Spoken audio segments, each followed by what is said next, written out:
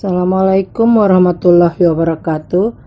Kali ini kita akan membahas materi statistika dasar program Diploma 1 Manufaktur Alat Berat. Pengajar materi ini adalah Bapak Khairul Wafa ST dari PT Komatsu Indonesia dan saya sendiri Irma Agustiningsih Imdam Politeknik STMI Jakarta. Program ini merupakan program kerjasama antara PT Komatsu Indonesia dengan Politeknik STMI Jakarta. Pertemuan pertama kita akan membahas pengertian dasar statistik. Tujuan mempelajari statistik adalah mendeskriptif serta juga menerangkan data mengenai populasi yang diteliti. Yang kedua adalah mengurangi jumlah populasi yang luas pada ukuran yang lebih mudah untuk dipahami. Yang ketiga dapat menetapkan pada kondisi bagaimana suatu hipotesis tersebut dapat digunakan. Yang keempat yaitu untuk dapat menyediakan suatu estimasi atau model mengenai nilai yang tidak diketahui dengan berdasarkan data yang diselidiki. Dan yang terakhir adalah untuk menyediakan sebuah estimasi mengenai akibat dari suatu hipotesis yang diterima yang akan digunakan sebagai dasar dalam membuat atau mengambil keputusan yang akan dijalankan. Pengertian statistik. Statistik adalah sekumpulan data bilangan maupun non-bilangan yang disusun dalam tabel dan atau diagram, yaitu melukiskan atau menggambarkan suatu persoalan. Atau statistik juga adalah sekumpulan angka yang digunakan atau dimanfaatkan dalam menerangkan sesuatu, baik itu angka acak ataupun angka tersusun dalam suatu daftar grafik.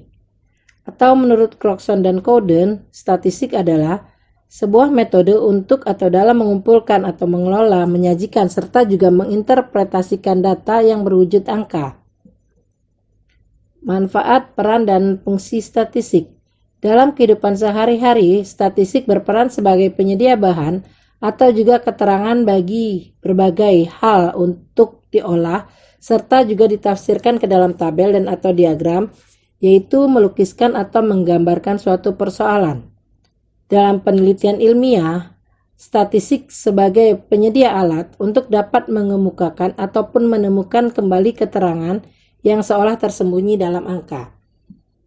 Sedangkan dalam ilmu pengetahuan, peran statistik yaitu sebagai peralatan analisis juga interpretasi diri data kuantitatif ilmu pengetahuan sehingga akan dapat disimpulkan data tersebut. Definisi data menurut Suharsimi adalah semua fakta dan angka-angka yang dapat dijadikan bahan untuk menyusun sebuah informasi. Sedangkan Agustina menyatakan, data adalah keterangan mengenai suatu hal yang sudah sering terjadi dan berupa himpunan fakta, angka, grafik tabel, gambar, lambang, kata, huruf yang menyatakan sesuatu pemikiran, objek serta kondisi dan situasi. Sedangkan menurut Kuswari dan Mutiara, data adalah sekumpulan keterangan yang diperoleh dari suatu pengamatan yang dapat berupa angka, lambang, atau sifat. Data berfungsi sebagai pertama, acuan dalam mengambil suatu keputusan dalam pemecahan masalah. Yang kedua, pedoman atau dasar suatu penelitian atau perencanaan. Yang ketiga, sebagai acuan dalam implementasi suatu kegiatan.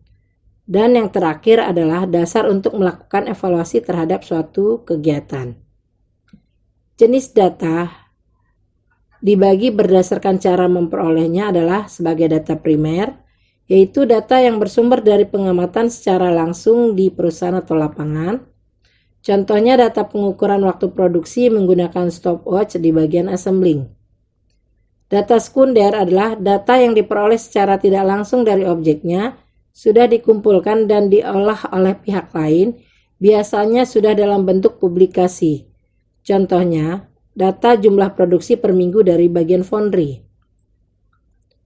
Berdasarkan sumbernya, data dibagi menjadi dua, yaitu yang pertama data internal adalah data yang didapatkan dari internal suatu organisasi yang menggambarkan keadaan organisasi tersebut. Contohnya, informasi jumlah pegawai, jumlah modal, jumlah produksi, dan sebagainya. Data yang kedua adalah data eksternal, yaitu data yang diperoleh dari luar organisasi yang menggambarkan berbagai faktor yang dapat mempengaruhi kinerja organisasi tersebut. Contohnya, informasi tentang daya beli masyarakat, perubahan kebiasaan masyarakat. Jenis data berdasarkan sifatnya dibagi menjadi yang pertama adalah data kualitatif, yaitu data yang dinyatakan dalam bentuk verbal, simbol, atau gambar. Data kualitatif terbagi menjadi yang pertama berupa label atau nama-nama yang digunakan untuk mengidentifikasi atribut suatu elemen. Yang kedua, skala pengukuran nominal atau ordinal.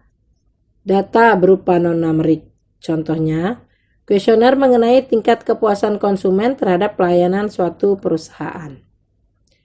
Jenis data berdasarkan sifatnya, ini yang kedua adalah data kuantitatif, yaitu data yang dinyatakan dalam bentuk angka atau bilangan, mengindikasikan seberapa banyak, dan terbagi menjadi data variabel diskrit atau biasa disebut data diskrit, yaitu data hasil menghitung atau membilang.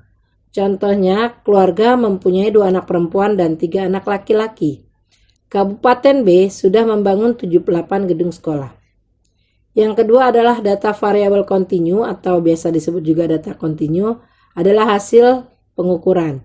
Contohnya, tinggi badan Anton 170 cm, luas daerah sebesar 1000 km persegi, dan contoh terakhir kecepatan mobil 70 km per jam. Jenis data berdasarkan waktu pengumpulannya dibagi menjadi data cross-section, yaitu data yang dikumpulkan hanya pada waktu-waktu tertentu saja untuk mengetahui keadaan pada waktu tersebut. Contoh, data penelitian dengan kuesioner. Yang kedua adalah data berkala, yaitu data yang dikumpulkan secara berkala dari waktu ke waktu untuk mengetahui perkembangan suatu kejadian pada periode tertentu. Contohnya data harga sembako. Jenis data berdasar tingkatannya dibagi menjadi data nominal, yaitu angka-angka yang berfungsi mengklasifikasikan suatu objek, yaitu hanya lambang, tidak berlaku operasi hitung. Yang kedua data ordinal, yaitu data bilangan yang menggambarkan peringkat berjenjang. Yang ketiga data interval, yaitu data yang tidak memiliki nilai nol mutlak dan memiliki karakteristik kategori, urutan, dan kesamaan jarak. Yang keempat data rasio, yaitu data yang memiliki nilai mutlak nol dan dapat membuat perbandingan, biasanya hasil pengukuran. Jenis data berdasarkan tingkat, contohnya seperti berikut. Untuk nominal yaitu kelompok hobi, program studi, dan golongan darah. Contoh untuk ordinal yaitu kejuaraan, sikap, dan kepangkatan. Sedangkan untuk interval contohnya nilai ujian, nilai IQ, temperatur. Untuk contoh rasio yaitu berat badan, gaji karyawan, dan jarak tempuh. Populasi dan sampel. Populasi adalah sekumpulan orang atau objek yang sedang diteliti. Contohnya, populasi karyawan PT Komatsu Indonesia atau PT KI. Yang kedua, populasi karyawan PT KI bagian assembling. Kemudian, contoh berikutnya, populasi mahasiswa D1 Manufaktur Alat Berat Politeknik SMI Jakarta. Populasi berdasarkan keadaannya dibagi menjadi populasi homogen, yaitu populasi yang diteliti memiliki sifat-sifat yang relatif seragam satu sama lainnya. Biasanya terdapat pada penelitian eksakta. Yang kedua, populasi heterogen, yaitu populasi yang diteliti memiliki sifat-sifat yang relatif berbeda satu sama lainnya, biasanya terdapat pada penelitian sosial. Sedangkan berdasarkan ukurannya, populasi dibagi menjadi yang pertama populasi terhingga, yaitu jika anggota populasi dapat diperkirakan atau diketahui secara pasti jumlahnya, dengan kata lain kelas batas-batasnya secara kuantitatif. Contohnya, tinggi karyawan PT KI yang ada di pabrik Cakung Cilincing. Contoh lainnya, ukuran pakaian karyawan PT KUI Cikarang. Yang kedua adalah populasi tahingga, yaitu jika anggota populasinya tidak dapat diperkirakan atau tidak dapat diketahui jumlahnya, dengan kata lain batas-batasnya tidak dapat ditentukan secara kuantitatif. Contohnya, air di lautan, banyaknya pasir yang ada di pantai Pangandaran, banyaknya anak yang menderita kekurangan gizi. Sampel adalah bagian dari populasi yang dipilih dengan menggunakan aturan-aturan tertentu yang digunakan untuk mengumpulkan informasi atau data yang menggambarkan sifat atau ciri yang dimiliki populasi. Sehingga sampel yang diambil digunakan untuk menggambarkan karakteristik suatu populasi. Dan ini menyebabkan sampel harus betul-betul bersifat representatif sehingga dapat mewakili dan mencerminkan karakteristik populasi dari mana sampel itu diambil. Contoh pengambilan sampel. Sampel diambil dari populasi, sampel itu mewakili populasi, sampel representasi dari populasi. Dapat dilihat pada gambar, sampel yang diambil ini harus representatif dari populasi.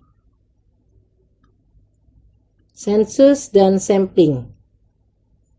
Sensus adalah cara pengumpulan data apabila seluruh elemen populasi diselidiki satu persatu. Sehingga data yang diperoleh tersebut merupakan hasil pengolahan sensus disebut sebagai data yang sebenarnya atau true value atau sering juga disebut parameter. Kelebihan dan kekurangan sensus. Yang pertama kelebihannya yaitu dapat diketahui gambaran sebenarnya dari suatu populasi, sedangkan kekurangannya biaya waktu dan tenaga yang dibutuhkan sangat besar. Yang kedua, kelebihan untuk sensus adalah dapat diperoleh kerangka atau sample frame yang berguna untuk survei, sedangkan kekurangan kesalahan dari petugas non-sampling error sulit diperkirakan. Yang ketiga, kelebihannya tidak mempunyai sampling error karena kesalahan pengambilan sampelnya itu sedikit, hampir mendekati populasi. Kekurangannya, jenis data yang diperoleh terbatas dan sifatnya sederhana atau tidak mendalam. Sampling adalah cara pengumpulan data apabila yang diselidiki berupa sampel dari suatu populasi.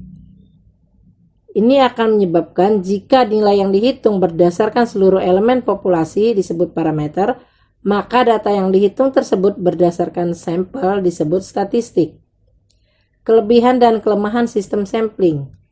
Yang pertama, kelebihannya biaya jauh lebih murah dan tenaga tidak terlalu banyak, tetapi kekurangannya hanya mengambil sebagian dari data populasi. Kelebihan yang kedua adalah memerlukan waktu yang lebih cepat. Kekurangannya, kesalahan dari petugas sulit diperkirakan. Untuk kelebihan yang ketiga, memperluas ruang lingkup penelitian, sedangkan kekurangannya, jenis data yang diperoleh terbatas dan sifatnya sederhana. Jenis sampling. Yang pertama adalah belt sampling, yaitu sampling yang diambil dari bahan atau barang yang diangkut dengan ban berjalan atau belt conveyor sebagai sampel langsung dari ban berjalan atau dari ujungnya. Yang kedua, head sampling, yaitu suatu metode pengambilan sampel dari increment melalui hedge atau lubang-lubang palka selagi pemuatan atau pembongkaran untuk pemindahan bahan tersebut. Yang ketiga, wagon sampling, yaitu pengambilan sampel bahan yang diperiksa diserahkan dengan kendaraan atau truk. Vessel sampling adalah pengambilan sampling atau sampel apabila bahan diserahkan dalam karung, drum atau tempat lainnya. Syarat data sampel yang baik yang pertama adalah objektif, sehingga akan sesuai dengan kenyataan yang sebenarnya. Yang kedua, representatif, ini akan mewakili keadaan yang sebenarnya. Yang ketiga, memiliki variasi yang kecil. Yang keempat, tepat waktu dan relevan. Syarat sampel sebagai penduga yang baik jika unbiased, yaitu nilai yang diharapkan sama dengan nilai parameternya. Yang kedua adalah efisien, yaitu memiliki standar error yang terkecil dibandingkan yang lainnya. Yang ketiga konsisten, yaitu jika peluang untuk memperoleh perbedaan dengan parameter mendekati 0 jika jumlah sampel bertambah. Demikianlah penjelasan untuk pengantar statistik pertemuan pertama. Kita akan lanjutkan pada pertemuan kedua. Sampai jumpa. Terima kasih. Assalamualaikum warahmatullahi wabarakatuh.